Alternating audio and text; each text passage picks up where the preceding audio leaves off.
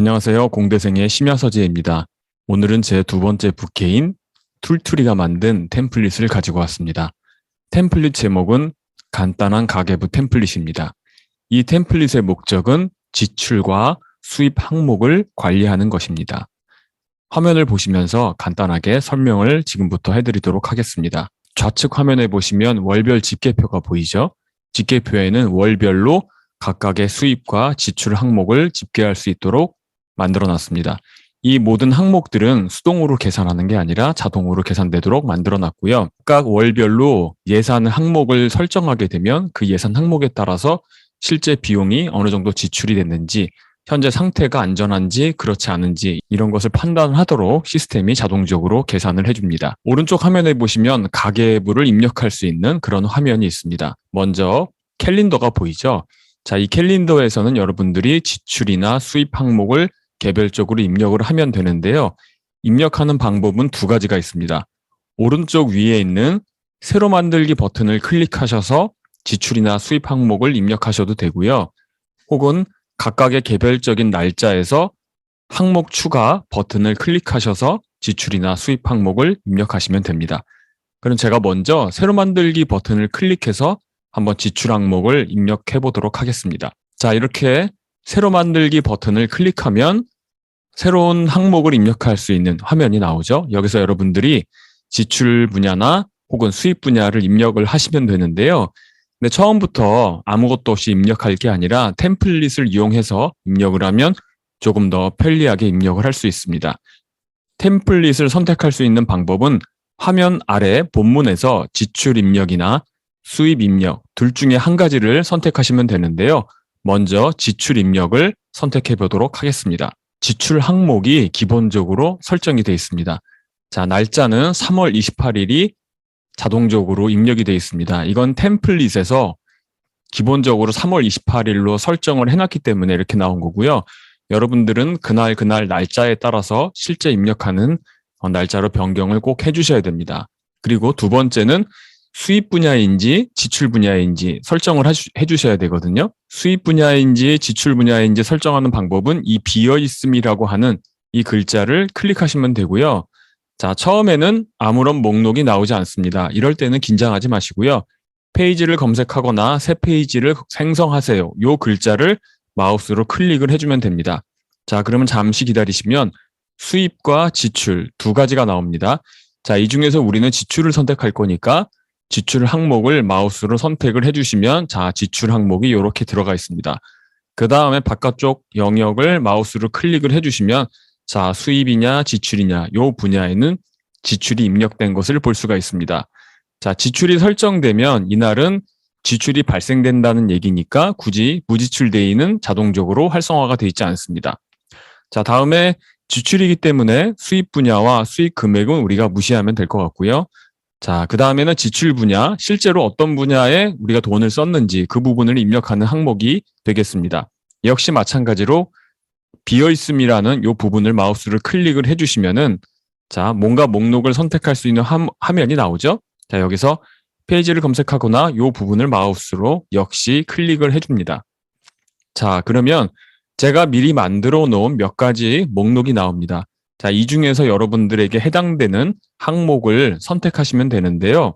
만약에 여기 없는 항목이다 이럴 경우에는 직접 입력을 하시면 되거든요. 자, 직접 입력을 한번 제가 해볼게요. 자, 편의점에서 라면을 사 먹었다라고 가정을 해서 제가 지출 분야를 편의점하고 라면이라고 입력을 했습니다. 자, 그러면 이 편의점 라면은 기존에 목록에 없었기 때문에 자, 편의점 라면 페이지를 새로 생성하세요 라는 글자가 나옵니다. 그러면 이 글자를 지시대로 클릭을 해주시면 되고요. 그러면 자, 편의점 라면이라는 항목이 관계형 데이터베이스로 연결되어 있는 또 다른 데이터베이스에 자동적으로 추가가 되고요. 이 목록에서도 선택이 자동적으로 됩니다. 자, 그럼 똑같이 바깥쪽 영역을 선택을 해주시면 자, 지출 분야에 편의점 라면이 들어가 있습니다. 다음에 지출 수단은 디폴트로 제가 체크카드라고 설정을 해놨는데요. 여러분들이 만약에 현금이거나 신용카드일 경우에 변경사항이 있다라고 하면 마찬가지 이 부분을 마우스로 클릭을 해주시면 목록이 나오죠. 그럼 여러분들이 신용카드를 선택하고 기존의 체크카드는 이렇게 선택을 해제하면 되고요. 다시 체크카드를 선택하고 싶다라고 하면 신용카드를 해제하고 체크카드를 이렇게 선택을 해주시면 자, 지출 수단으로 체크카드가 선택이 됩니다. 자, 다음에는 이제 지출 금액을 직접 입력을 하시면 됩니다. 라면 값으로 3,000원을 지출했다. 이러면 여기다가 3,000원이라는 숫자를 입력을 하면 되겠죠. 자, 이렇게 입력을 하시면 계산 결과가 자동으로 산출이 되죠. 자, 만약에 수입이 있었다라고 하면 수입 금액에서 지출 금액을 뺀 그 결과가 나오는 거고요. 현재 지출만 했기 때문에 자, 지출은 마이너스로 잡히게 됩니다. 그리고 마지막에 여러분들이 반드시 연결을 해줘야 될 품목이 있습니다. 자, 집계표 연결이라는 게 있는데요. 이 집계표 연결은 아까 우리 메인 화면에서 보시면 월별 집계표 항목이 있었습니다. 자, 화면에 보시면 2022년 3월 카드가 있고요. 2022년 4월 집계표 카드 이렇게 두 가지를 제가 샘플로 만들어 놨죠. 자, 그러면 현재 우리가 3월 달에 머물고 있으니까 집계표 연결 여기 비어 있음을 선택을 해주시고 자, 조금 기다리시면 4월과 3월 이렇게 두 가지 항목이 나옵니다. 이 두 가지 항목은 요 메인 화면에 있는 월별 집계표의 데이터베이스와 자동으로 연결이 돼 있어요. 제가 연결을 해놨기 때문에 두 가지 항목이 이렇게 나오는 겁니다. 만약에 여러분들이 3월과 4월이 아닌 앞으로 5월 달에 집계를 내고 싶다라고 할 경우에는 메인 화면에 월별 집계표에서 5월 달을 새롭게 입력을 하시면 됩니다. 자, 그 입력하는 방법은 잠시 후에 다시 설명을 드리도록 하고요. 자, 이렇게 2022년 3월 요 항목을 선택을 해주면 됩니다. 그럼 이렇게 입력이 됐죠? 그럼 바깥쪽을 선택하면 자, 편의점 간식 지출이 3월 29일 날 일어났고요. 수입이냐 지출이냐는 당연히 지출이 되겠죠. 그 다음에 수입은 관계없으니까 비어 있고요. 지출 분야는 편의점 라면이라고 제가 새롭게 입력을 해서 요거를 클릭을 해보시면 자, 기존 목록에 요렇게 편의점 간식 그 다음에 편의점 라면이 요 목록에 새롭게 추가가 됐습니다. 자, 이 상태에서 이렇게 편의점 라면이 선택되어 있는 걸 볼 수 있습니다. 자, 그럼 우리가 여기까지 한 가지 지출 항목을 입력하는 방법을 샘플을 통해서 알아봤고요. 요번에는 수입을 한번 입력해 보도록 하겠습니다. 아까 우리가 지출을 입력할 때는 캘린더 오른쪽에서 새로 만들기 버튼을 클릭해서 입력을 했죠. 요번에는 달력에서 한번 해보도록 할게요. 자, 예를 들어서 3월 7일 날 우리가 급여를 받았다고 한번 가정을 해보고요. 자, 더하기 버튼, 요 항목 추가를 클릭을 해주십니다. 그럼 여기다가 이제 급여, 이렇게 제가 입력을 했고요. 자, 날짜는 3월 7일이라고 자동적으로 들어와 있죠. 왜냐하면 우리가 캘린더에서 특정 날짜의 항목 추가 버튼을 눌렀기 때문에 이렇게 3월 7일이 자동적으로 들어가 있습니다. 자, 수입이냐 지출이냐? 당연히 수입이겠죠. 그럼 목록에서 수입을 이렇게 선택을 해줍니다. 자, 선택이 돼 있다라고 하면 바깥쪽을 선택하면 이렇게 수입 항목이 들어가 있습니다. 자, 이번에는 지출 분야는 우리가 다 무시를 해야 되겠죠. 자, 수입 분야를 클릭을 하시면 자, 마찬가지로 검색 요 부분을 마우스로 선택을 해줍니다. 자, 그러면 급여와 인센티브 이렇게 항목이 만들어져 있죠. 자, 급여일 경우다라고 하면 자, 이렇게 급여를 선택을 해주시면 자, 선택 목록이 들어갔고요. 다시 바깥쪽을 선택을 해주시면 이렇게 금액이 잡힌 걸 볼 수 있습니다. 자, 그 다음에 이제 수익 금액을 입력을 해야 되겠죠? 네, 여러분들이 받으시는 실제 급여를 입력을 하시면 됩니다. 500만 원이라는 금액을 입력을 했습니다. 그랬더니 계산 결과에 자, 수익 금액 마이너스 지출 금액을 하니까 당연히 플러스로 500만 원이 선택이 돼 있죠. 자, 마지막에 우리가 그리고 꼭 해줘야 될 거 집계표 연결 이 부분을 클릭을 해주시고요. 자, 3월 7일 급여니까 당연히 2022년 3월 급여에 해당이 되겠죠. 이 집계표 항목을 선택을 꾹 눌러주시고요. 그럼 이렇게 자, 수입 항목에 대한 입력도 우리가 마찬가지로 입력을 해봤습니다. 자, 이렇게 되면 3월 7일에 급여가 입력이 됐고 자, 전체적으로 수입 합계는 1,100만 원. 네, 이렇게 됐고요. 지출 목표 3월 달에는 총 100만 원을 소비하는 게 우리의 목표였고요. 현재 지출 합계는 9만 원, 총 9번의 지출이 이루어졌고 현재 잔액은 수익금액 합계 그리고 거기서 지출합계를 빼니까 이런 금액이 나왔다. 그리고 단순히 지출만 가지고 평가를 해보자고 하면 지출 목표가 100만 원이었으니까 현재 상태는 안전하다, 세이프하다 이런 결과를 우리가 볼 수 있습니다. 그럼 만약에 4월 달이 될 경우에는 자 이렇게 달력을 4월 달로 전환을 시켜주시고요. 이 달력에서 마찬가지로 새롭게 항목을 입력을 하시면 됩니다. 지출이나 혹은 수입 두 가지 항목 중에서 골라서 입력을 해주시면 자동적으로 이 4월 집계표에 수입과 지출 합계 그리고 잔액이 산출되겠죠. 이렇게 하시면 되고요. 만약에 우리가 5월 달이 됐다. 그러면 이제 5월 달에 우리가 해야 될 내용은 뭐냐 하면 그럼 여기서 이제 새로 만들기를 누르셔가지고 2022년 5월을 만드셔야 돼요. 자, 그럼 여기서 자, 새로 만들기 클릭을 해주시고요. 자, 2022년 5월 이렇게 텍스트를 입력을 해주시면 됩니다. 그리고 아이콘 추가를 누르셔서 아이콘은 여러분들이 좋아하신 걸 쓰면 되겠지만 저는 달력을 이렇게 선택을 했습니다. 자, 그 다음에 월 예산 항목을 입력을 해야 되는데요. 자, 보시면 우리가 아직 2022년 5월 달은 예산 항목을 설정하지 않았습니다. 그러면 이제 이거를 설정을 하고 와야 되겠죠. 자, 예산 설정은 어디서 하냐? 화면 아래쪽으로 스크롤을 하시면 데이터베이스 관리라는 게 토글 목록에 있습니다. 자, 요 왼쪽 화살표를 클릭을 해주시고요. 맨 밑에 보면 월별 예산 보기라고 있습니다. 자, 요거를 선택을 해주세요. 자, 그러면 자, 제가 데이터베이스 샘플로 3월 예산과 4월 예산 이렇게 두 가지를 만들어 놨습니다. 그럼 여러분들은 새로 만들기를 클릭을 하셔서 2022년 5월 예산 이렇게 항목을 입력을 해주시고요. 여러분들이 5월 달에 써야 될 지출 예산 목표를 입력을 하시면 됩니다. 저는 예를 들어서 자, 이렇게 100만 원 입력을 했고요. 그 다음에 월별 집계표를 연결을 우리가 해줘야 됩니다. 자, 연결하는 방법은 요 화면 비어있는 부분을 선택을 해주시고요. 아까 우리가 5월달 요 부분을 생성을 했죠. 그래서 5월을 선택을 해주십니다. 그러면 이제 5월이 항목이 설정이 됐습니다. 아까 우리가 월별 집계표 그것도 하나의 이제 데이터베이스죠. 그리고 지금 예산을 입력하는 월별 예산 보기도 하나의 데이터베이스입니다. 그래서 두 가지 데이터베이스를 서로 연결을 한 거예요. 다시 메인으로 한번 돌아가 볼게요. 자, 메인으로 돌아가셔서 집계표에서 이번에 5월 집계표 요 카드를 다시 클릭을 해주시고요.